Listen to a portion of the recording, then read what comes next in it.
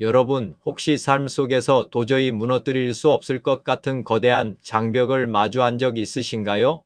사실 우리 안에도 정말 무너뜨리기 힘든 고집과 자아라는 견고한 여리고성이 있습니다. 내 힘과 내 이성으로는 절대 무너뜨릴 수 없죠.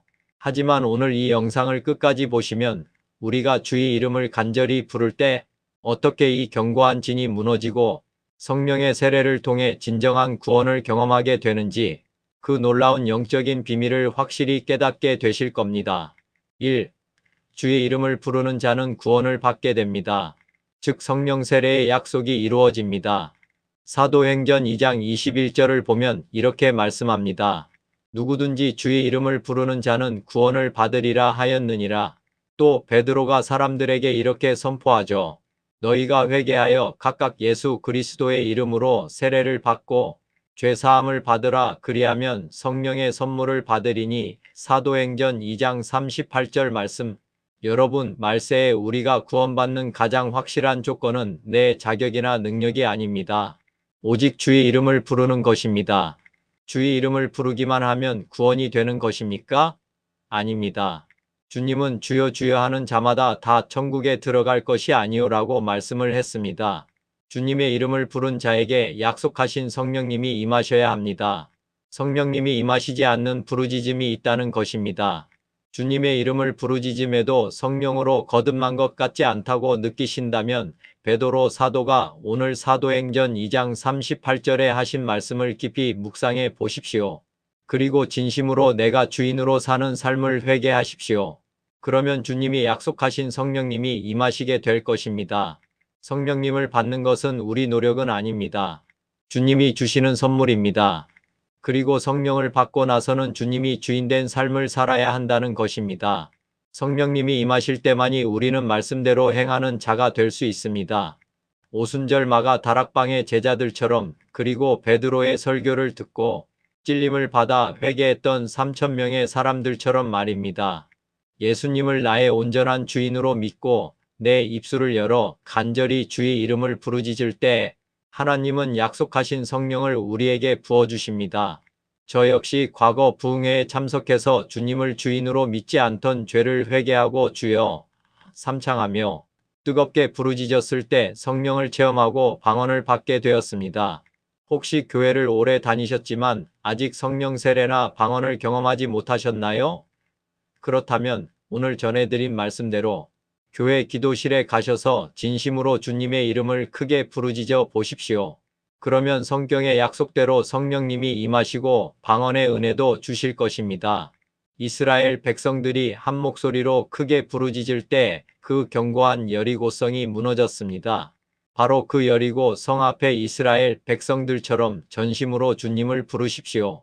포기하지 말고 끝까지 기도해 보시기를 권면합니다. 성령을 받는 것은 우리 신앙생활의 가장 중요한 첫 단추를 끼우는 일이기 때문입니다. 물과 성령으로 거듭나지 아니한 자는 하나님 나라에 들어갈 수 없다고 하신 예수님의 말씀을 잊지 마십시오. 하나님의 나라에 들어가는 첫 걸음이 바로 성령 세례를 받는 것입니다. 목회자 등 사람에게 받는 물세례만으로는 천국에 들어가지 못합니다. 의, 무너지는 자아와 방언의 영적 의미를 살펴보겠습니다. 그럼 성령님이 오시면 우리 안에서 무슨 일이 일어날까요? 여호수아 6장 20절에 그 힌트가 있습니다. 이에 백성은 외치고 제사장들은 나팔을 불매. 백성이 나팔 소리를 들을 때에 크게 소리 질러 외치니 성벽이 무너져 내린지라. 우리 안에는 어려서부터 단단하게 쌓아온 강한 자존심, 고집이라는 바벨탑 같은 자아성이 있습니다. 이스라엘 백성들이 큰 함성을 지를 때 그 난공불락의 여리고가 와르르 무너졌던 것처럼 우리가 간절히 주의 이름을 부를 때 성령께서 임하셔서 우리의 그 단단한 자아를 산산조각 내십니다. 그리고 내 자아가 깨졌다는 가장 확실한 증거가 바로 방언입니다.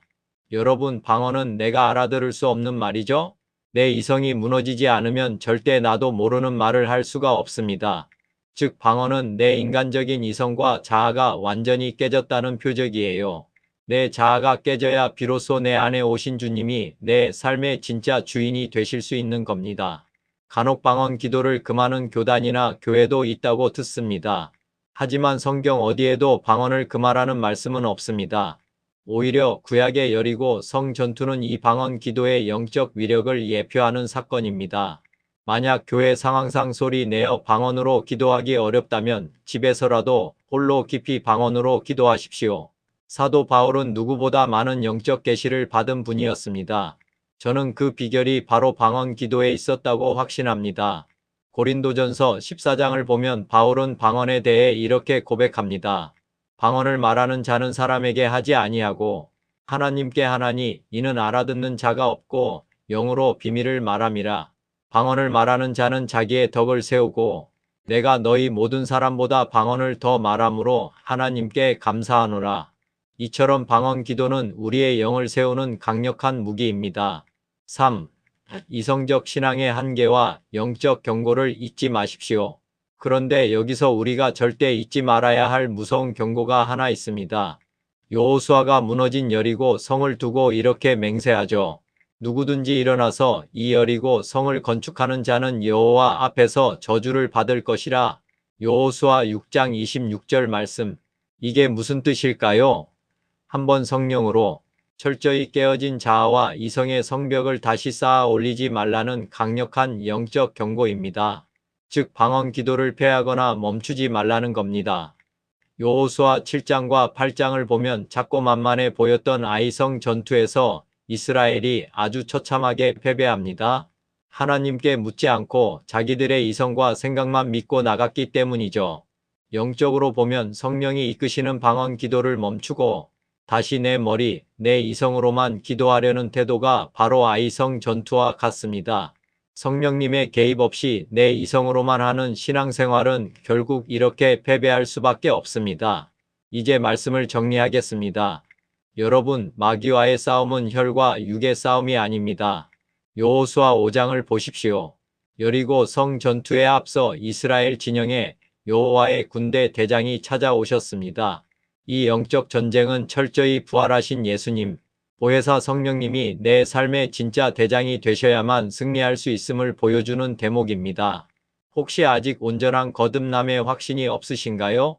아니면 내 이성만 앞세우다 기도의 능력을 잃어버리셨나요? 내가 주인이 되어 살았던 교만을 회개하시고 지금 이 시간 다시 주님의 이름을 간절히 부르짖으시길 바랍니다. 우리가 다시 주님을 부를 때 성령께서 임하셔서 내 안에 견고한 자아의 성벽을 완전히 무너뜨려 주실 것입니다. 사도 바울처럼 무시로 수시로 방언으로 깨어 기도하시길 바랍니다. 이 방언의 기도와 풍성한 은사들을 통해 하나님이 마음껏 쓰실 수 있는 새로운 피조물로 빚어지실 줄 믿습니다. 사도 바울처럼 깊은 기도의 자리로 나아가 날마다 영적 승리를 누리시는 저와 여러분이 되기를 간절히 축복합니다.